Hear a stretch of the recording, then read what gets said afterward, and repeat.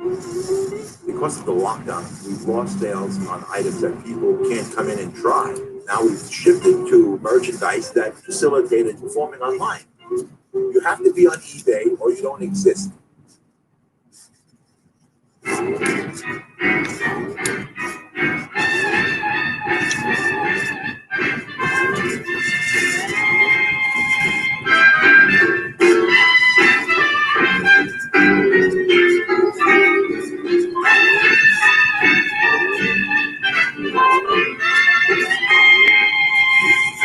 Buy things at here websites.com.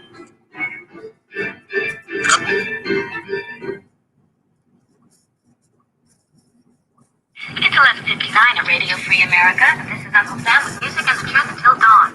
Right now, I got a few words for some of our brothers and sisters in the occupied zone. The chair is against the walls. The chair is against the walls. John has a long mustache. John has a long mustache.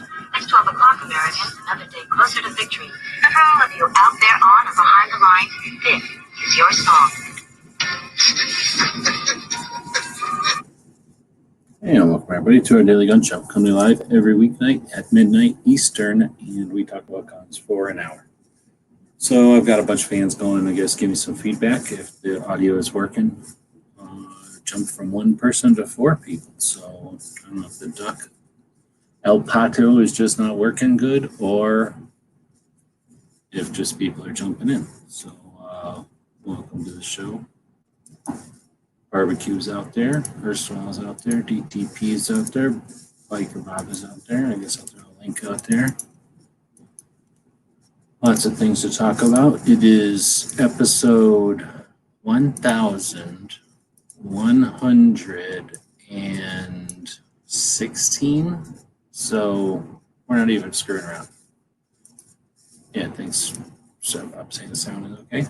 So, it's like not that bad. It's like 80 something probably. No, it's probably like in the low 90s now. So that's fairly cool.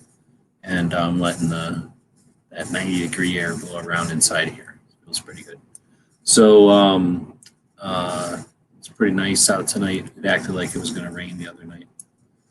Anyhow, I'm distracted because I've got too many things open on my giant screens over here. So I'm closing some stuff, and I'll get this over here. And now that we've established is episode 1000. That's right, 1000 episodes, 116 of them. It's also Monday, and that makes it also the 29th of June. So we're heading into July. I have updated the calendar over there. That takes a little time. I still have to do something about updates for next month. But one of the projects we've been working on for years now is called guncalendars.com, and that is an attempt to archive daily Second Amendment history. So one of the things we do on this show is take a look at that. And today, being the 29th, there's nothing over there. But yesterday, Sunday, we had the McDonald decision. Oh, snap. It was the 10th anniversary. I was going to say, we just had the 10th anniversary of the Heller last year. I think, was it last year or was it 2 years ago? Holy crap, might have been 2 years ago already. And yeah, this was 2010 was the McDonald decision. So that's Chicago versus the state of McDonald versus the city of Chicago. And that one was to decide, or that was the Supreme Court establishing that the Second Amendment does apply to the states and not just the federal government. So that's a good one. Lotus McDonald died a while back. We just passed the anniversary. I just passed it. Let's see. So we also had, trying to drink here. I'm going to break for a second and drink because I'm thirsty.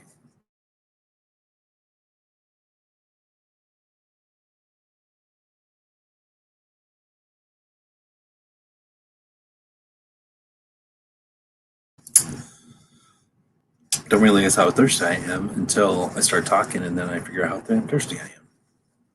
Believe it or not, you get thirsty in Arizona. It happens. Let's see. So we had the McDonald versus the state of or city of Chicago, and then we got the Jersey, which is from 1919, and that ended World War One.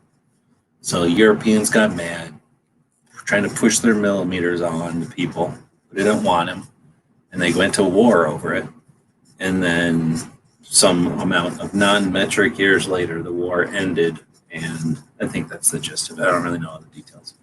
But I do know that Otis McDonald got sick of the way things were in Chicago, so he fought against that. And in 2010, on Sunday, well, June 28th of 2010, he had a successful Supreme Court decision, one of very few that are pro-Second Amendment.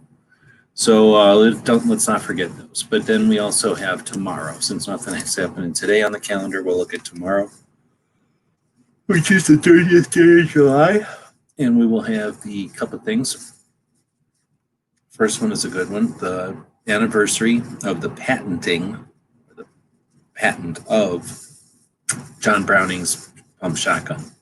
So in 1890, it was years before Bob was even born, patent application filed on a pump shotgun marketed as the model 1893. Later, the takedown version would be called the 1897. Let's see. Then we also are going to have the anniversary of the FFA, the Federal Firearms Act. So we have the NFA, the first act of federal infringement on the rights protected by the Second Amendment. That was in 1934. We all hate that one, and the anniversary of that one was last week, just a couple of days ago. But the one coming up tomorrow is the 1938, 4 years later, the 1938 FFA, Federal Firearms Act, and that's where we get the FFLs. This is the one that is the act at the federal level is going to create the licensing, requirement hierarchy, the enforcement, regulation, and all the other bureaucracy that it creates. So way before most of us were alive, they established that stuff. That's why it's so difficult for us to fight it now, because it seems like we've had generations that have dealt with it, this infringement. All right, so let's see. I guess the FFA was technically repealed by the 1968 because it rewrote laws at that level, but in effect, its pieces are still there. An echo of them are still in the 68. Now, tomorrow, June 30th, we also have a 1976 anniversary of the Arms Export Control Act, and I think that one is just, what do they call that? Export control. So, what do you call that? What's the name for it? ISA? That's what it is, ISA. So you can't send you can't send night vision, you can't send armor, you can't send stuff that would be useful for other countries to whale on us. So I guess that kind of makes sense. But I guess in a completely free capitalist society, there wouldn't be borders, I think. And then you'd be able to send bullets to your enemies, I guess. Capitalists would rather make a buck and then die than, I'm not sure how that works in true capitalism. Right. All right, so what do we got going on in the comments? All kinds of stuff going on over here. Barbecues out there. Ooh, guns or gun lemon grandpa's out there. Seen you in Steven's chat earlier. It was 95 here today after a foot and a half of rain. Holy moly, a foot and a half. We won't get that much in a year, you know that. We won't get that much in a decade. Holy shit, a foot and a half of rain. What do you do with all that water? That's why Canada's always hoarding the water up there. Ozzy's in here. Tornado hit. What's yawning? What's going on? Tornado hit a town 30 miles away. No deaths. Some trailers just ran. No deaths because it's Canada. Nobody lives in Canada. I was informed today that guns are bad and gun owners are evil. It sucks. I must be re-educated. Okay. Highway flooded out. I would imagine with a foot and a half of water. It's more water than anyone needs. You should build everything on bridges. You should live in one of them stilt cities where everything's on stilts. Or like in Alaska, where they got so much snow, they build everything up on stilts so that the snow can be underneath it there, I guess.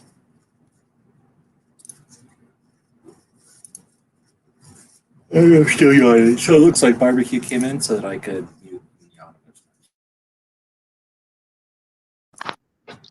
How's it going? Fair to Midland. How's things in your neck of on the other side of the internet? Not too bad. I'd say been a pretty nice couple days. I'd say it was raining here for about 3 or 4 days straight. Then yesterday and today turned out to be pretty nice. I was listening to Elon Musk, who made that rocket that goes into space now, private rocket, and then he made all the electric cars, and he's doing other things. And one of his projects is to build a big boring tunnel all across the country.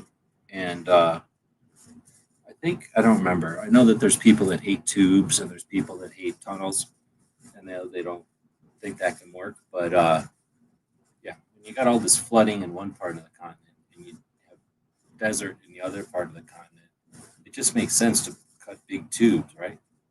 And I don't know, if it's flooding over there, you get a lot of rain for 2 or 3 days, you just flood the tubes with water and fill up some lake out here and then get the water out of there and use them as highways again. I think that's his goal, is to make them as highways underground so you can go real fast.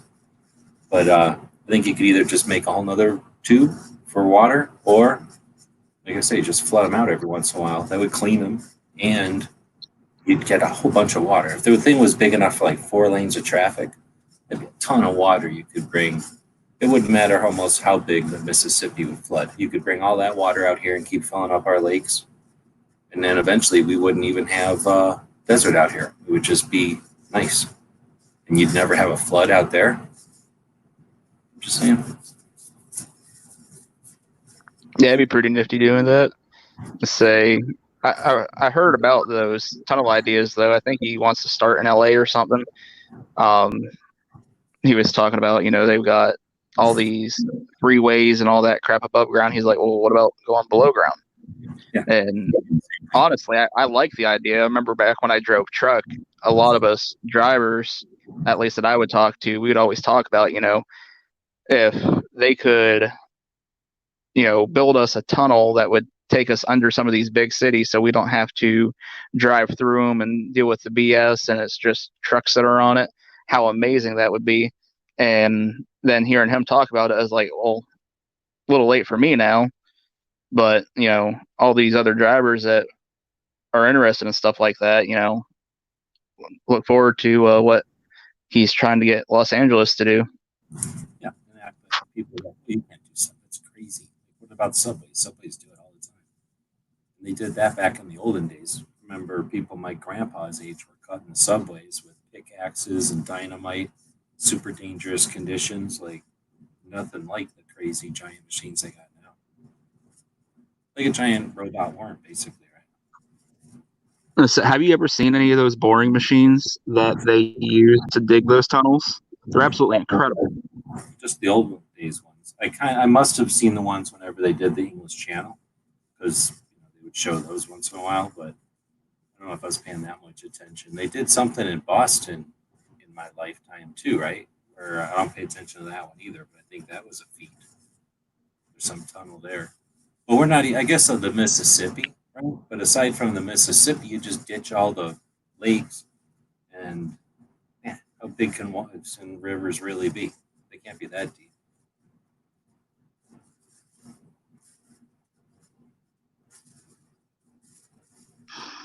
So I saw one, I think it was Modern Marvels or something that I was watching. They were talking about tunnel that was being dug, I want to say in like Iceland or some crap like that, and they started on 2 different ends so they could try and meet in the middle and hurry up the whole process. And with the technology today and GPS and all that BS, they were off by like half of a centimeter or some crap when they broke through the other side with the machines. It was incredible. Yeah, I think I've seen that. It was like basically down. The tunnel was like that too. The tunnel, right? The thing underneath the English Channel. Probably. Pink is saying let's build big underground tunnels in Earthquake Central. But yeah. For one, you just build them around the earthquake areas, or I don't know, we could probably get rid of earthquakes. But if you put enough concrete down there, then the earth can't possibly quake around there. But Just put a bunch of like styrofoam padding or something. Have the styrofoam absorb all the shaking before it hits the tunnel. Well, let's say you made the tunnel as big around as a jar of peanut butter, right? The hole, I mean. And then inside of there, you suspend on springs like a hot dog. So you got a thing the size of a jar of peanut butter, and then you got a hot dog in the center of that with a whole bunch of springs. So that could, I mean, the earth could shift a lot. You know what I mean? If you'd made a big enough tunnel with a small subtunnel inside of it.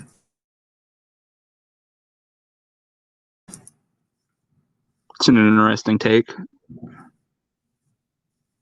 Maybe the way to say it would be take a big coffee can and put the paper tube out of like a roll of paper towel. Yeah. And then put springs in there. So now the paper or the world can shift all over the place, but you got that paper towel tube in the center with all the cars in it. And that paper towel tube is as big as for like 4 lanes of traffic going each way, plus pedestrians and a bikeway, because we're worried about the future.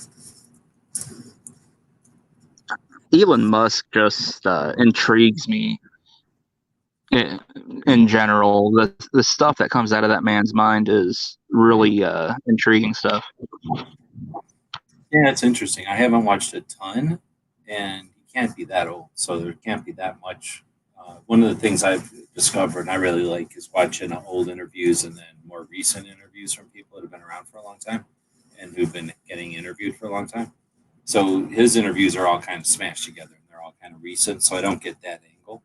But I also haven't seen that many, so I haven't. I mean, I've only seen a couple, and it sounds like we've seen maybe the same one. Yeah, I don't think he's that old at all.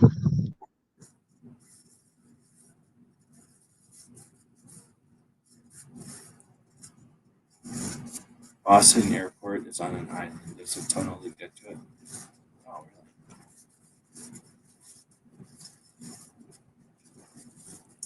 really? All right, well, I don't know how we got on all that. We got on all that probably because of something that was going on in the calendar over here? No, I don't think so. So what else do we got? We got the Browning invented the pump shotgun. We got the, we were just talking about the Arms X. Okay, so I guess we got everything over there.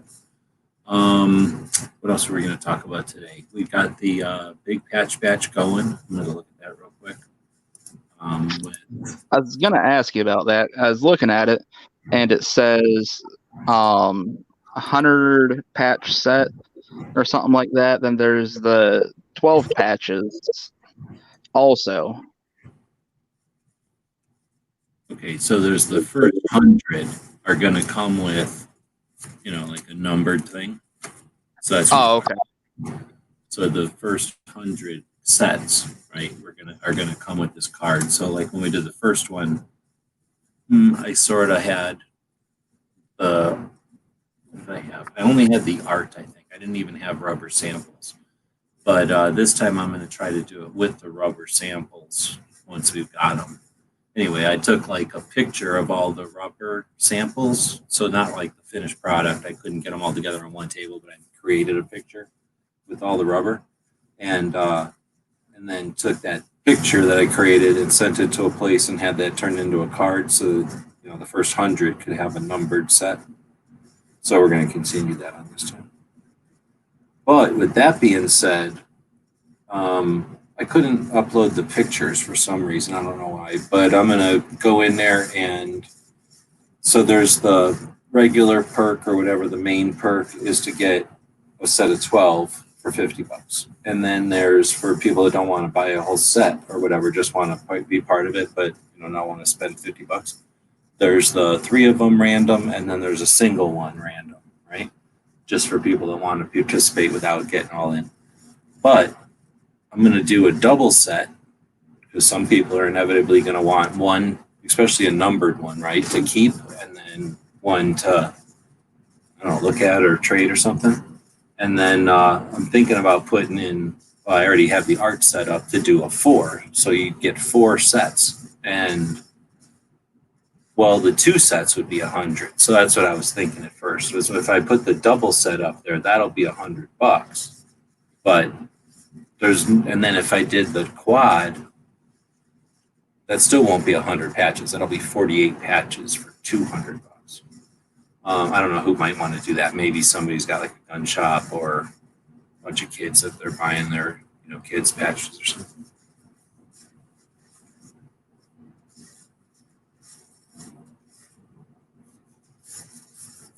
But anyway, so we've got that set up and going, and except for somebody bought a 50. I don't know why.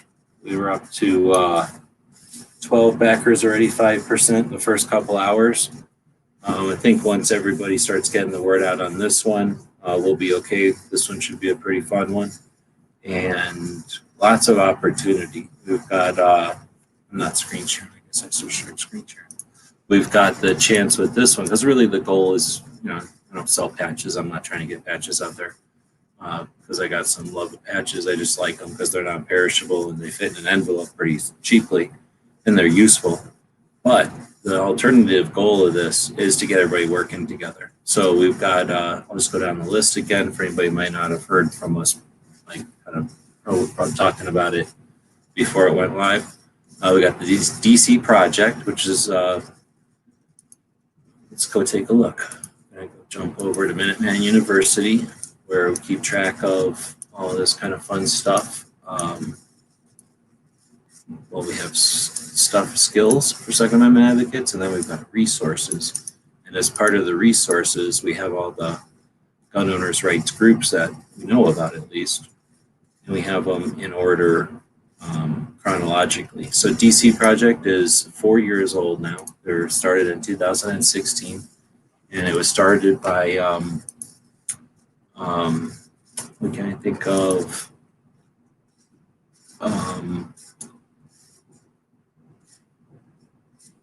Why am I trying to blank on her name? 23-year veteran of the Tulsa Police Department. Sat in front of Congress, told them we will not comply. If I can't think of her name. Diane Mueller, thanks. Couldn't think of her name. But Diane Mueller started it, I think with some other ladies, but the goal, and they've accomplished that, is to get a lady from each state, so a female from each state. I say lady, but they're younger than me and older than me, everywhere in between. Real good section of the country, except for the female section of the country. They go to DC and they get there themselves. Nobody's paying for this. This is done out of their pockets. And they meet with their representatives. I believe they go in groups of 5, so 10 groups of 5. Make arrangements, make all the appointments, and go around. Thanks, Weston, for seeing Diana Mueller in there again. Appreciate it. They meet with the representatives, and what's cool is, so like Arizona might go with Delaware, might go with Texas, and I don't know, I'm just picking states out of thin air because I don't really know. But, if a person from a free state goes with someone from a restrictive state and they go with someone with a middle state, that's 3 different types of representatives that they're going to go meet with. And I don't know all the details, but you think about it, there's 2 representatives from Arizona. So if there's 5 states represented in each group, that's potentially 10 meetings that they have each day. So those ladies are going to meet with, 2 different representatives from each of the states that they don't even live in. Super interesting. Then they're all able, of course, to take that to their own things. Now, these aren't 50 ladies that do nothing else except this project. So each one of them, as far as I know, every single one of them is something else, right? They do something. They're either, they do something for a living. They do something for recreation. They do something for whatever. There's regular people doing their thing. So they come together for this. And again, for the potential is just amazing. Like, I can't imagine what's going to happen when this continues to change not only the perceptions of representatives of who gun owners are, but those women, those ladies that go to the Washington, D.C. are getting a taste and an appreciation and awareness and, basically the equivalent of a ride along that you would get with an ambulance or a police department for government, and potentially some of these ladies are going to run. I think some of them already have run for office. So, we're going to see the world change with projects like the DC project. I can't chat it up enough. I don't get paid a dime. I don't think there is any profit in it at all. I think it's a bunch of people that just volunteer. But I think there's nothing but value there, a lot of potential. So super proud and honored to have them on board. And we're going to make 100 patches for each of these organizations, but we're making 250 for DC project because they've got, the 50 women plus there's more than one representative from each state. But giving them 100 patches would barely cover the participants of the DC project, the people that are in it. So we want them to have something extra surplus. So I don't think anybody's going to complain. We're going to give them 250. Next up is Connecticut Citizens Defense League. And I got to apologize up front. I'm going to say this wrong because I've been for my entire life basically been saying, or for a long, long time, I've been saying Arizona Citizens Defense League. So I can never say Virginia Citizens Defense League or any of the others. So anyway, Connecticut Citizens Defense League is a grassroots, nonpartisan organization, very much like the other Citizens Defense League. While they are defense of citizens' liberty, they are also 2A focused. So they have some merchandise, some logo merchandise, and so that kind of thing. I guess they did have a patch. I wasn't aware of it, but they had no patch on their website.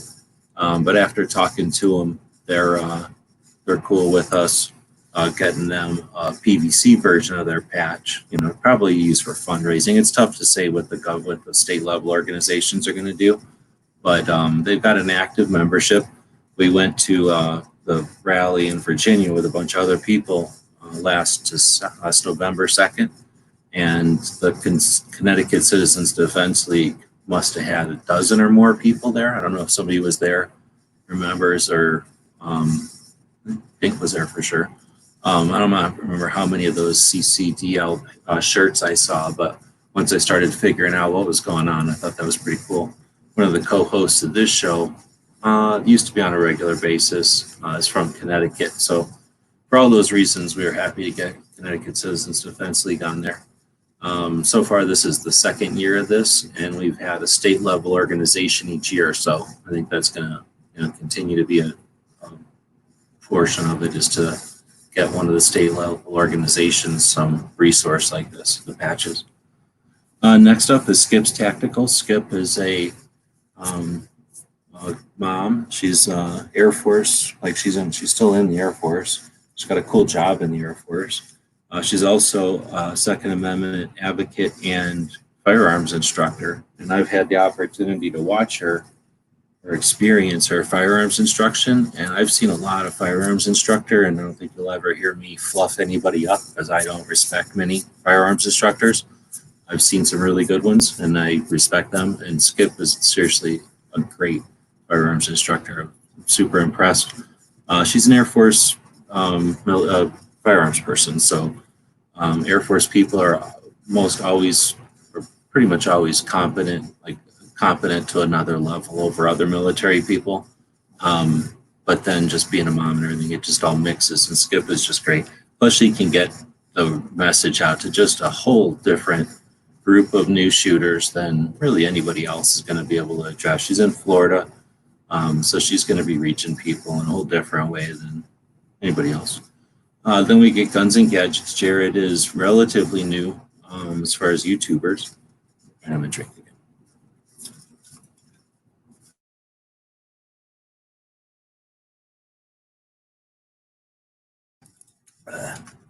That's where barbecue is supposed to say stuff.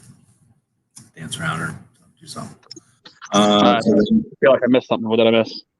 And I got a drink or whatever. You're supposed to jump in. I'm a terrible co-host. I say you should probably just fire me one of these days.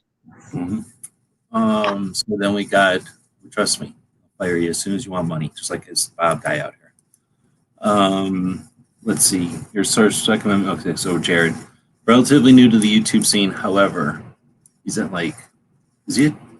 No, he's not at 1 million viewers yet, but he's on his way to being the best YouTuber,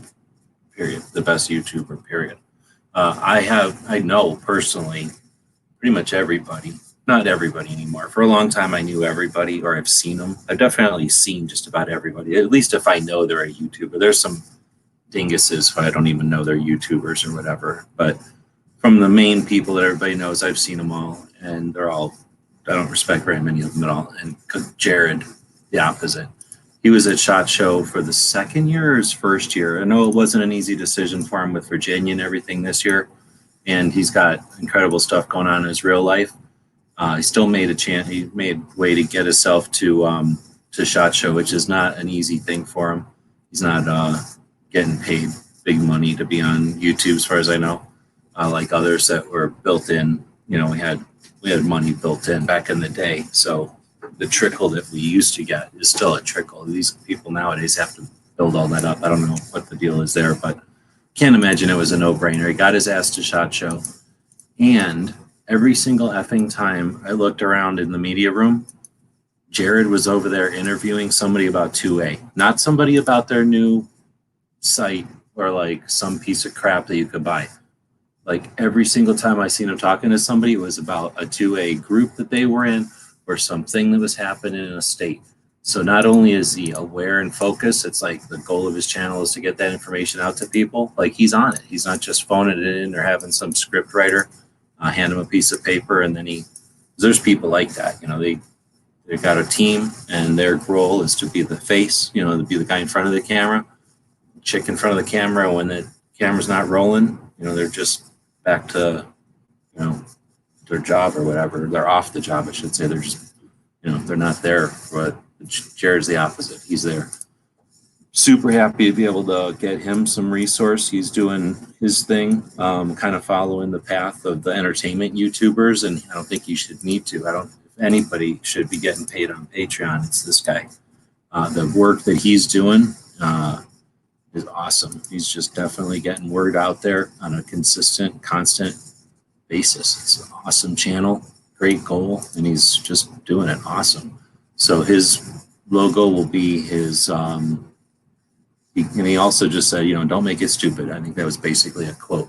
So it'll be, you know, his logo with a black rectangle around it, nice and simple and big. Let's see. So that, again, he can use that as something new to, you know, either interact with that massive audience he's got, that he's growing, or, you know, learn different ways of fund or whatever. Then we got Tony Simon, just south of, Jared is in like Massachusetts, I think. Just south of him then, or just to the side of him, is New Jersey. And Tony Simons is the first one of this list so far that's on for the second year. And yeah, cool dude. Last year, I feel like I screwed him because I gave him a little tiny dinky patch, and he's literally pound for pound the largest firearms instructor in the country. So unless he wants to do something else, we'll do a much larger version of the 2A for E, or we'll do something else because down for whatever Tony wants. Tony's cool, and of the people we started, one of the reasons I wanted to do this list is we've got, one of the reasons we did the list the way we did this year is we got kind of a mix of people and projects. So we got the DC project that says Connecticut Citizens Defense League, you know, organizations made up of many people doing things.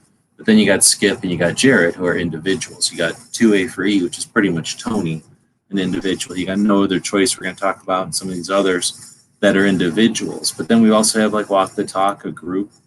And I guess Every Second Matters doesn't really count. But so we have a couple of groups in here. So there's more than one person involved. And then we've got these others that are single individuals, but they're also podcasters. People like Jared are doing YouTube videos. People like Skip doing their podcast and our weekly live show, which is on Thursdays. Then you've got, of course, talk about Clover Tech here in a second, but riding shotgun with Charlie, all doing interview stuff, right? So we got people that are active and able and focused on 2A that'll be interviewing some of the others who are, you know, again, organizations of many people. And that's part of our goal here, as I was kind of mentioning, the whole thing is to talk about the second goal, and that is to get people working behind the scenes, get some introductions made,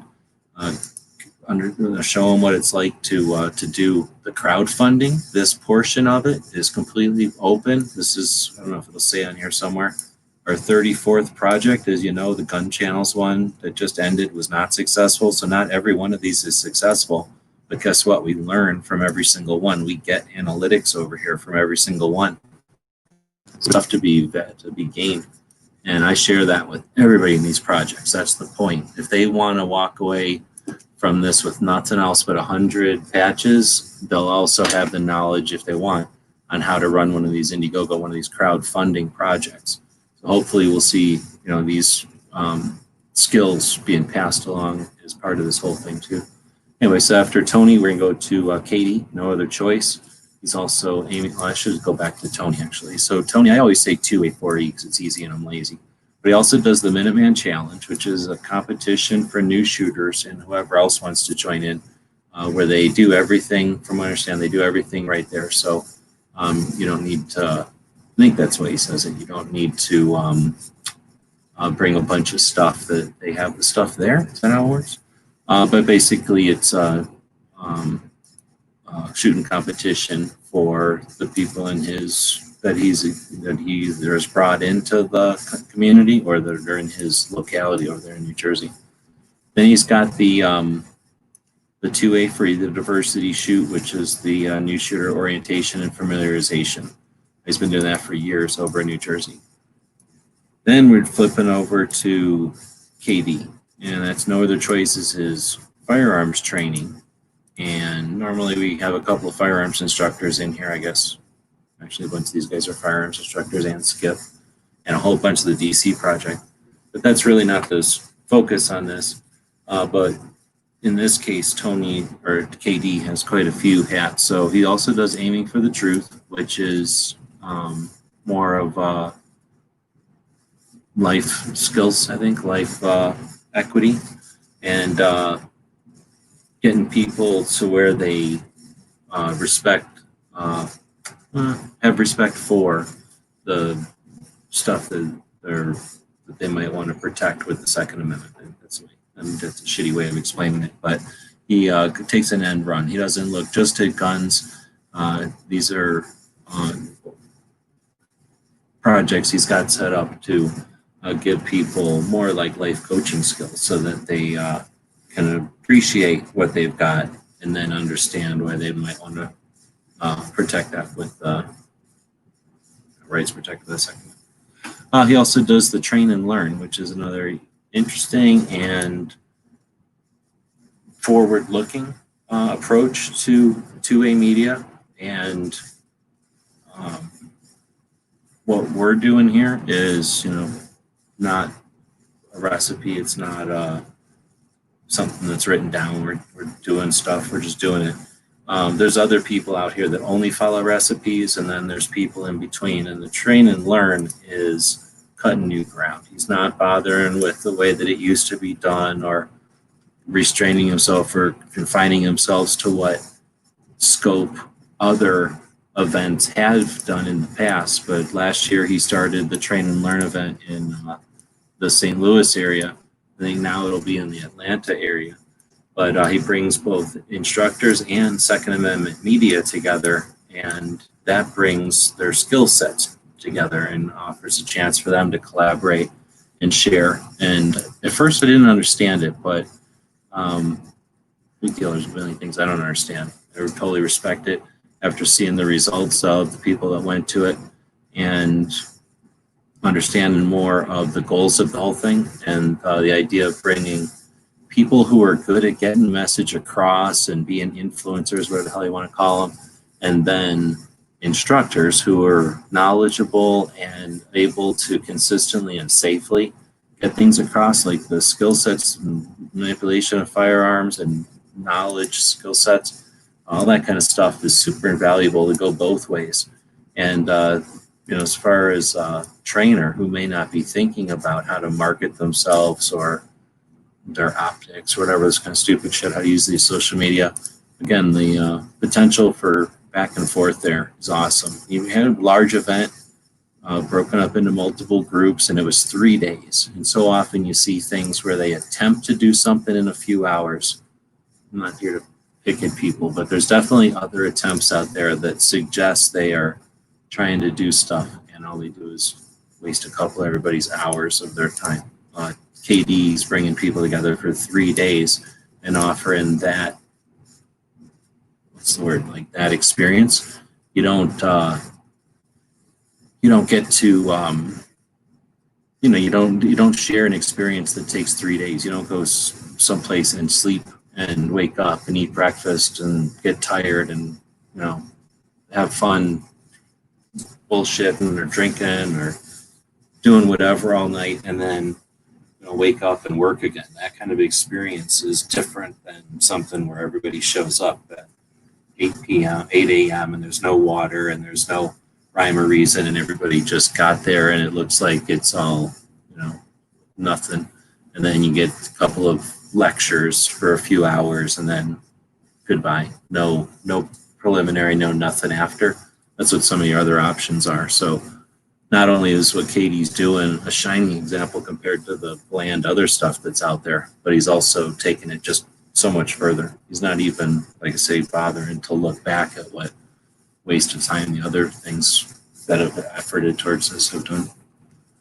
Let's see. Then we get riding shotgun with Charlie. How long has he been in the game? Anybody know how long Charlie's been doing this? For a long time. You want to link to this patch match? I guess. This one will be going for 26 days, so you'll have an opportunity. I think I should at least cover one payday for most people. I don't think I did that for the Gun Channels one. So riding shotgun with Charlie, I'm not sure how many years now. It's at least 2, might be even 3 or 4 that he's been in the interview game, but maybe not 4 in the interview game, but it might be 3. He's been online doing, I forget what he calls it, but where he shoots a gun as part of the musical, I don't know, sing like Happy Birthday to somebody or a song like that for an anniversary or birthday or something like that. And he started doing that. I think he went viral in a couple of those videos. And then at some point, he I should load the story. I've actually interviewed him about this. But I believe the story went, he saw the light. He got inspired by somebody who was doing something with 2A. Or maybe he just was affected, living in Massachusetts, I think, affected by the craziness of the laws and started to research and was probably like a lot of people perplexed and flabbergasted and then, kind of offended and then really pissed that these laws infringe on something that's supposed to be protected by a constitutional amendment. And started to work not just as a firearm instructor, but other people in this list, but also as an advocate. And his role has been to invite people into his vehicle. And I think there's some show that he models this after that I don't pay attention to, but he emulates some other interview type show where they basically just drive as a passenger and a driver. And they drive for like 40 minutes. Usually they drive 20 minutes or so to a place, and they never really look at the place other than sometimes they'll turn the camera and say, hey, we're at, what was it, the Battle of Saratoga or something, and then they keep going with the interview or the conversation. It's really not about where they're going other than just, they are going somewhere. These are filmed in different parts of the country, but it's not a travel video. It's really an interview. And it's a fun interview, but it's an interview with Second Amendment advocates and people on the gun culture. So Charlie has a discriminating, what's the word, a way to determine who he's going to chat with. And I find it fascinating. Probably right up there. Well, it is right up there with Cheryl Todd and Dan Todd doing the Gun Freedom Radio. And James Cleet, I always have to mention because he did awesome before anybody was doing it. Second Amendment interviews. Next, we get the 2A Fund, which is Artisan Tony out of Chattanooga, Tennessee. And the 2A Fund is, I don't want to call it grassroots, but it's a individual effort, a non-partisan, non-political, non-3-letter agency or 3-letter organization. It's its own independent Second Amendment funding project. So started out with Artisan Tony, a dude on YouTube who was spending, I think the way he said it is he was spending $1,200 a year on 2A projects and he wasn't satisfied with his results he was getting. So instead of spending, $500 a year and $300 whatever it comes out to, 400, he would decide to spend $100 each month on smaller individual things. He helped people get to the rally that we talked about in November. He's helped I think he helped people get to SHOT Show. And not with huge dollars, but with $100 each month, and hoping that turns into something where more and more people contribute to the fund, and then you've got I don't know what the word would be, venture capitalists, people that pay attention to the Second Amendment community, and then take those funds and hopefully invest them responsibly in 2A projects. And I love that. What we're doing here with the crowdfunding is taking a bunch of capitalist money by choice, not by force, and we're offering the opportunity for them to take a little bit of their power, their money out of their wallet, and to throw it at 12 different organizations. Throw $50 at 12 different organizations, and that creates not just a return, immediate return to them, the people participating, but also a long-lasting return, hopefully, for the organizations involved. So if something like that can be done on a monthly basis, I don't want to say even addition. I mean, I'd love it to see Tony just take this thing and run with this and be part of the overall 2A fund concept. But none of that stuff just happens. Certainly don't blink your eye and have an entity as large as Bloomberg funding pro 2A projects. But if that's not going to happen, if you're not going to get it magically, it'd be nice to see it, or it's going to have to happen from hard work, and it'd be nice to see Tony's work pay off with that one. So we were just chatting earlier with Tony, and it looks like his logo will be different this year for sure. We're not sure if it's going to be like an inverse with the black background and white front, or maybe something not too different, but we're still kind of chatting with that. All right, that would be on it. So I'm chatting myself to sleep.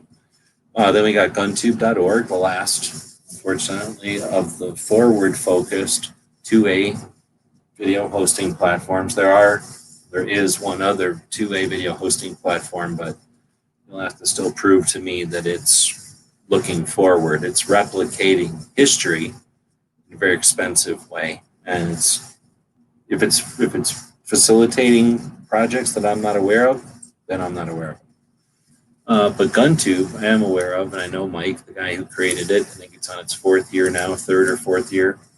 And again, if we're going to have a different future, then you don't double down on shit that didn't work already, right? You do something different going forward. And I'm not saying guntube.org is perfect, and I'm not saying it is the future, but he's on for our second year. He's still here, and he's still kicking. He's still got a focus on the future, and he's in the community. He's doing stuff. He podcasts, and he's joins other people's projects, and he's involved and aware. And so GunTube, definitely want to continue to support the platforms that support us and support all of us. Next, another national level organization, fairly new to the big picture, but let's take a look. Came around in 2018. So there's really only two other organizations that I know of that are even older than Walk the Talk. So it's not the newest one, but made by Mike Sedini, who's been in the industry his entire life, and he's not a spring chicken. He's about middle age, I guess. So person who's been in the industry the whole time. I think we'll chat with them. I'm sure other people will chat with them during the project, but just somewhere in an airport bar, they had a random conversation with someone who assumed, someone that was not in guns, not in the firearms community. And after a quick conversation, that person assumed something that seemed kind of obvious, that maybe the firearms industry has some awareness or involvement in the research of mental health and all the things that are involved with mental health and firearms. And there had not really been. So Mike and a couple others created Walk the Talk America to be a firearms industry rooted awareness campaign for mental health. So that lots of reasons. Lots of opportunity to chat with Mike and others with some of these other participants in the project. Walk the Talk America has had, for whatever reason, these little rubber wristbands. And I guess they're great for people that have tiny wrists, people that shoot 9mm, little babies, I don't know. But I got a regular sized wrist, like a man, so I can't wear that little tiny strap they give me. So it does me no good. So they never had a patch, and that's one of the things that's been bugging me. So valid organization, doing good work. Technically, when Walk the Talk America does what they want to do, we're going to see 2/3 of firearms deaths be taken off the table. If they're successful and through awareness and whatever else, able to reduce the number of suicides through firearm, then it's an awesome goal. So happy to have them on board. I got just a Clover tack. So he paid me. He paid me like $50. So I was like, all right, you can be on board. Clover is a podcaster and a content creator. As coach and a cheerleader, I put all that in there. He doesn't describe himself that way, I don't think. But that's how I describe him. He was in the project last year, and he's able. I think everybody who listens to this show knows who Clover Tack is and understands his capacity, his capability, that's a better word, and his intent. So I definitely want to I don't want to start over from scratch each year. So we brought Gun Tube, we brought Tony, 2A for E, we brought Clover Tack back from last year. I think those are three of the big heavy hitters and able to kind of familiarize the rest of the group and start interviewing people, start creating some of the collaborations. So Clover's patch last year was a surprise. No one knew what it was until they got it in the mail. And then we did the reveals, and his patch was the largest. It was a 9-inch double barrel shotgun, and kind of helped him kick off his Flood Life campaign. No one knew that they were going to get something like that. Everybody was expecting to get logos and stuff. So hopefully that was fun for people. And we're doing the same thing this year. No one knows what Clover's patch will be. Will it be something similar to something he's done before? Will it be something totally different? We know he's got his Flood Life project out there. We know that he does the Thursday shows. We know that he does the Friday interviews with industry and more, really. So who knows? He's welcome to do anything he wants. He hasn't told me yet, so I don't even know. I'm not alluding or beating around the bush. I don't even know what he's going to do yet.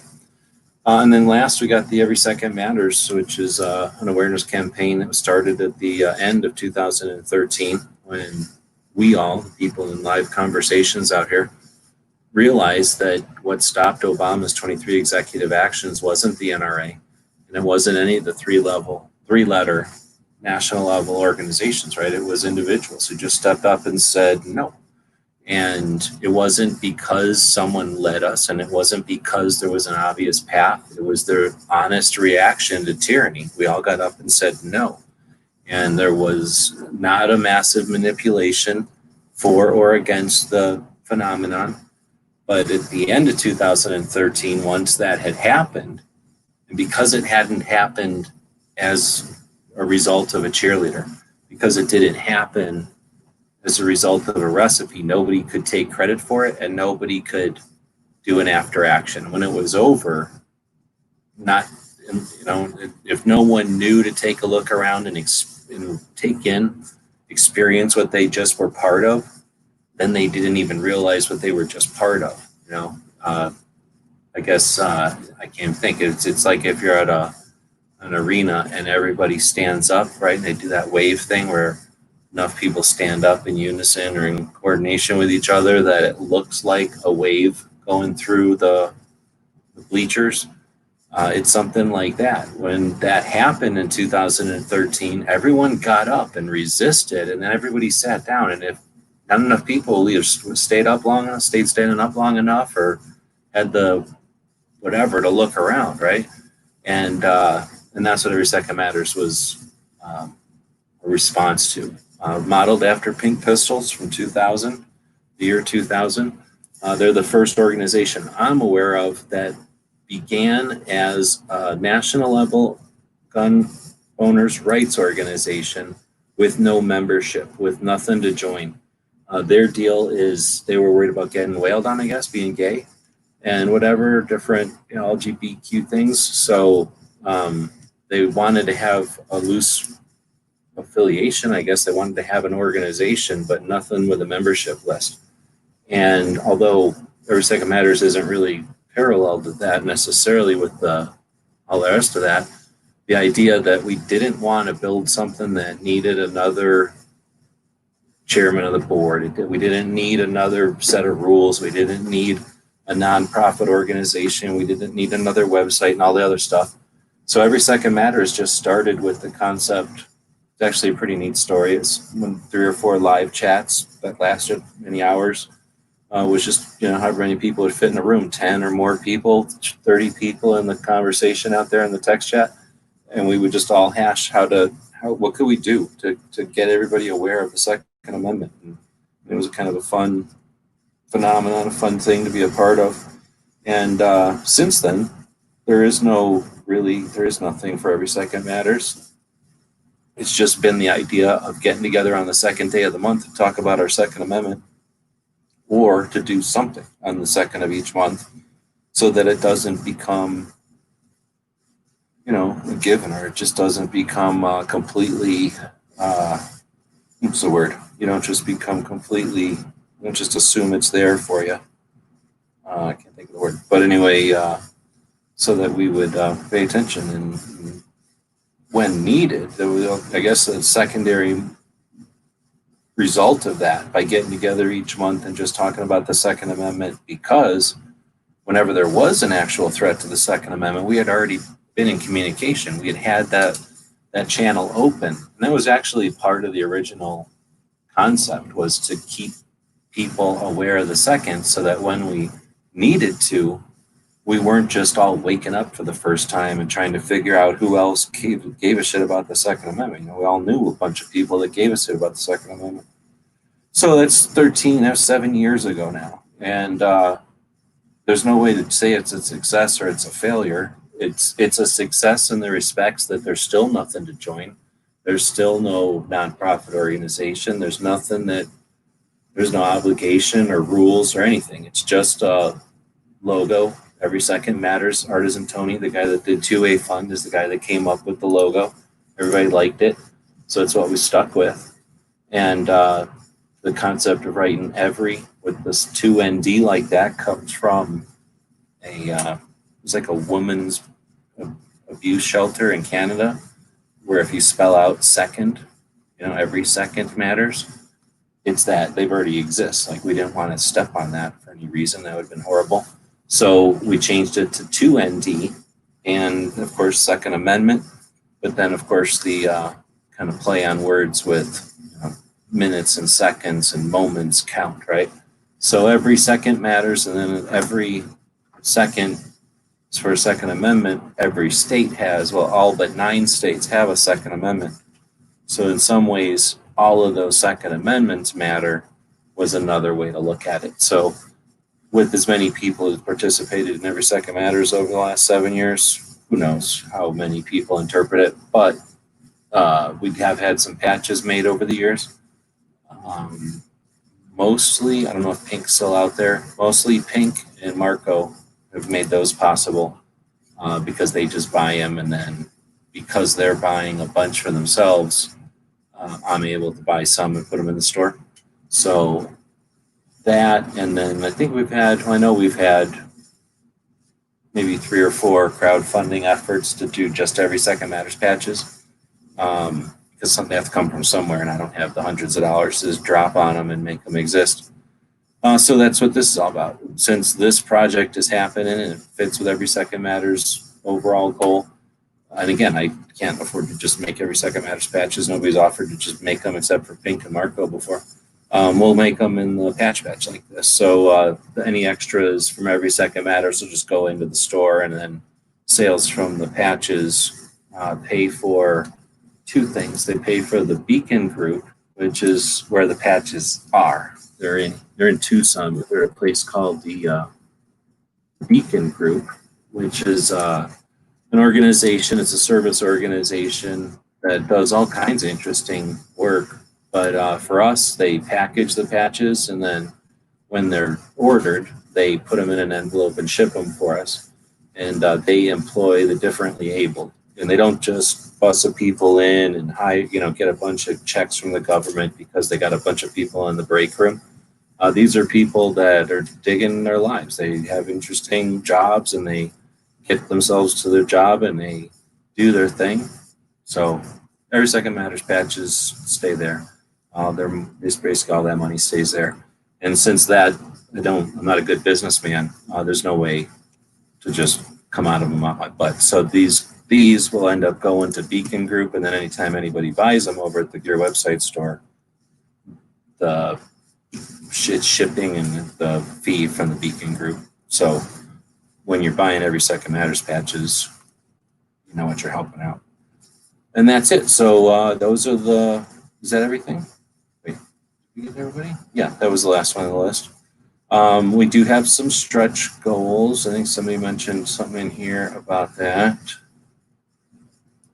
The $2 million stretch goal. We repealed the NFA. And that's because I'm not trying to make no money on this. If I think last year they cost 12 grand, we made 12 grand, and they cost like 12.6 or something. So like it cost me a couple of bucks last year. My Patreons helped make that happen. But by the time it gets to 2 million, I mean, there won't be that many. I'll probably make some money at 2 million. So I'm not trying to buy a new Cadillac or nothing. If we make a bunch of money, it's all going to repeal the NFA. And it ain't going to go to the FPC or the GOA. They got their own millions of dollars.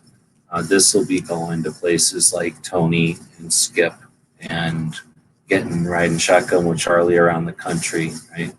Getting some of these people that are working a job and have a massive family life, real families doing their thing, and then somehow find time to pay attention to what's going on in 2A, or to help their community, or to help each other, or to share, right? And then, because a lot of this stuff is happening boots on the ground, a lot of this stuff is being researched.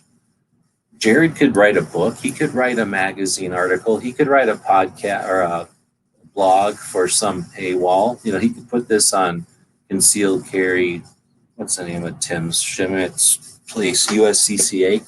He could get paid by USCCA and put all that effort to some paywall. They're choosing to just get this information out there. So we're going to put any amount of money that's extra towards just facilitating their different projects. Now, there's a couple of people who would probably like to get patches. Travis was one. He said, hey, put me in there. I'm like, hey, Travis, Caliber Corner's pretty good, but it ain't DC Project, right? It ain't Walk the Talk America. So we did do the Gun Channels patch. And we'll do what we can for that. But there are a couple of other organizations. There's at least one that is attacking our Second Amendment in a whole different way. They're going after the funding sources. And I really like that, because we have the legislation and the community building and the awareness and the focus on the future. We've got the mental health. Talk about boots on the ground, talk about awareness. We've got new funding potential in here. We've got a state level organization that's active.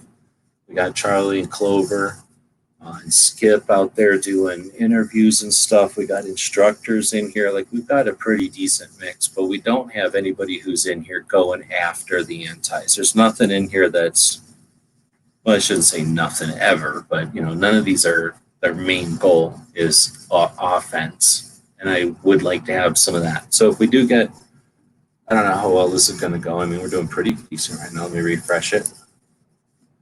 For being hours in, it started earlier today. We're already at 6%. So thanks to the 13 backers that have already got $600 towards our goal here. assuming we can get to that goal anytime soon and get a little bit more on the pile, then yeah, we're going to bring more 2A groups in. It's hard to say because part of this is like how many people buy this set over that set because, you know, shipping, and it just all turns into a stupid math problem that's real complicated. But at some point, if this all adds up and we get to basically, if you get to this number with the fewest number here, then that means you don't have a lot of shipping, but you get a lot of you still get the same income. Then we should be able to, you know, bring another group on board. But it gets deceptive when you are talking, you know, 300 patches probably in the long run for each of these times the shipping, like that starts to add up. So yeah, it's tough to say where these stretches are, but yeah, we're kind of playing around with the big stretches, but at the same time, I ain't kidding around. Like this money ain't gonna go to buy nobody a Cadillac. There's not gonna be any, you know, there's no alternative. We're making money on this and gonna go buy a boat or something. This all 2A all the time. Anyway, so it was a long time chatting about it. We'll be doing other videos. You basically just listen to me kind of prep a video in the future, right, where I'll go through and talk about all this. Hopefully, I won't be the only one talking about it. We do got a bunch of people in the list here who'll have the opportunity to, or who are interviewers who should get the opportunity to go out there and chat with some of these others. So you won't be hearing it from me every single time. Hopefully, you'll hear it from literally the horse's mouths out here from the other participants. But yeah, I needed to mention it since it did start today. Let's see, so then I think I'll quit screen sharing at this point. We're in. See, Crump showed up. I missed your show or else it didn't happen because I keep hitting the button to refresh and I never saw nothing. So episode 90, did you get a no-show again? I don't know if Crump is still out there. I guess that was a little while ago. Oh snap, that was 20 minutes ago that he put that in there. So we haven't had a comment in 20 minutes. Barbecue hasn't said a word. So if everybody's sleeping, I guess we can wrap it up. Yeah, I've got nothing. I was just listening to all the good stuff about the patch. Right on. I also have a project that Sam broke his house. So I'm going to be doing a project this week because why would I want to do only one project and make it less confusing for people when I could do way more than one project at a time? Because what the hell? Who said they can only do one thing at a time? This is the real world, right? So, oops, this is the wrong button. I'm going to click on this, and we'll be chatting in shows this week about the patch or about the Wolverine week. So, I made a whole bunch of new designs. We've got lots of new ones coming. I was about to draw something tonight, but I figured I might as well start talking about the big 2A patch batch. And I wanted to see who shows up. Kind of depends on who shows up and how the topics are going to go. But I got a couple of topics whenever we get like Woods or Walt or a couple of the others, you know, when you guys want to chat about, I guess I should check on my notes and share what I want. Screen share. Whenever anybody wants to talk nuts and bolts about what either the skill set stuff over here, you know, the communication, the conversation theory, I don't even know what the words are, but talking about that kind of stuff would, you know, I never know who's going to show up. We can go in those directions. But tonight, I think I might be done. So I still haven't seen anybody chime in here after from definitely 20 minutes ago on the dot now.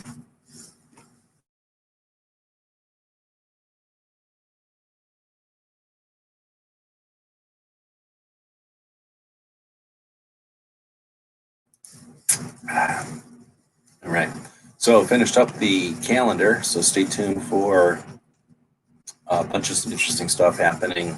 Actually, the 1st of July is insane. There's like 18 things that happen on the 1st of July. But aside from that, I think we'll wrap this one up. So thanks for joining us, and We'll be back to pick up later.